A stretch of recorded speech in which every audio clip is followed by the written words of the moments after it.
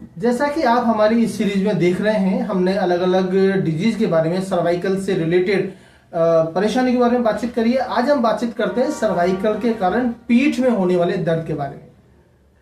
पीठ में जब भी दर्द होता है तो कई बार हमें लगता है कहीं कोई स्पास तो नहीं आ गया या कोई मसल का खिंचाव तो नहीं है, लेकिन जो हड्डियां सर के ऊपर जाती हैं C1, C2, C3, C4, C5, C6 और C7, ये ऊपर से लेकर नीचे तक आती है। उन मांसपेशियों से, मसल से हमारा नीचे का शोल्डर भी जुड़ा रहता है, कंधा भी जुड़ा रहता है, और उसके कारण जब नर्व कंप्रेशन आता है या साइटिका में स्पॉन्डिलाइटिस होता है, सूजन आती है, घिसाव में जब घर्षण होता है और सूजन आती है, तो उसका असर नीचे कंधे पर भी आता है। उस समय हमें लगता है कहीं फ्रोजन शोल्डर तो नहीं हो गया, लेकिन दोस्तों ये फ्रोजन शोल्डर नहीं है।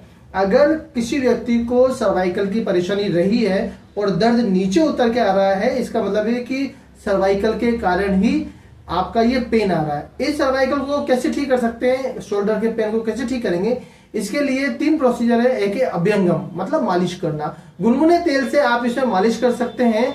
आप इसके अंदर सरसों का तेल ले सकते हैं, तिल का तेल ले सकते हैं, या कोई भी गर्म तेल आप इसमें ले सकते हैं। हल्का हल्का मालिश करनी है, इससे आपका जो मसल्स है वो ढीले होंगे, पीठ का दर्द कम हो गया।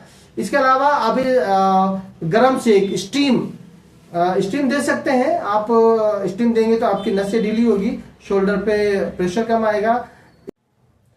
हम गर्दन पर जब खिंचाव आ रहा है तो हमें स्टीम देनी है। स्टीम के लिए मार्केट में स्टीम पॉट उपलब्ध है। आप पानी भरिए, उसमें से स्टीम निकलती है, तो हल्का हल्का सा यहाँ पे भाप दे सकते हैं। भाप देनी है तो उससे जो मसल का खिंचाव आ रहा है या नसों का खिंचाव आ रहा है वो रिलीज करेगा, उससे भी आपका सर्वाइकल का दर्द ठीक हो जाता है।